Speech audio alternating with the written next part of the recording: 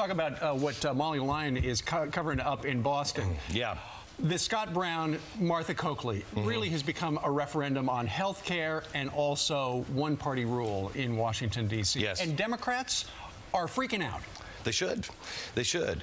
However, I don't think this is going to change the course of Washington. I think Barack Obama and those in the White House, the uber progressive left, are going to step on the accelerator. That's what. You do? Absolutely. Well, they're sending out that signal. Yeah, Rahm Emanuel was sending out the signal that they were going to step it up, and that maybe this was that the change people believe in hasn't yet happened. I think these people are. I mean, the cultural reference that I think people can understand is, I think those who are deciding the course of our country are Thelma and Louise. And, about to take us over a cliff. About to take us over a cliff. But regardless of where's Brad Pitt? Regardless of what he may want personally, speaking of the president, would he not take a page out of the lesson book of Bill Clinton when this happened and maybe become more moderate? Here's what's happened.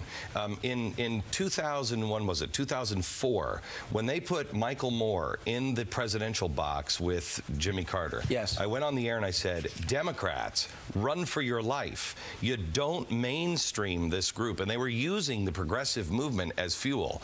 Michael Moore has already come out and said that he will raise money and he'll destroy the Democrats if they don't finish the job. This is their chance. Remember, we're not talking about Democrats. We're talking about progressives. This is their chance to fundamentally transform America. If they lose it, Andrew Sullivan from The Atlantic today, he's thrown up his arms and says, it's over. Progressives are not going to take that lightly. Do you think it is the staff around the President of the United States, or you think it's the President? Because we had so many questions about what he wanted to do. Here's a guy that adjusted on the fly during his campaign, said I was the anti-Iraq candidate, then he realized it was about the economy, he changed on the fly. Why don't you think he would change now? Because I think he is. I think he is a progressive at heart.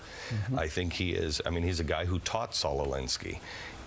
You look at the tactics, and this is after we show you the ramifications on Friday on what happens when you go down this road. Right. We're going to show you their playbook all next week. We're going to teach you all next week at 5 o'clock about the progressive playbook, so you can see it, because they're executing it one right after another. Well, maybe not with health care.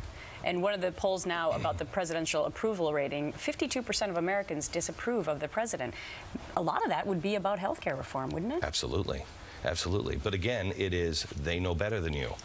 You remember, the progressive movement brought you prohibition, the IRS, they brought you the Fed, and it was all about the elites knowing better than you. Well, what is this? I mean, they're telling us, no, they don't even know. We're going to do it anyway.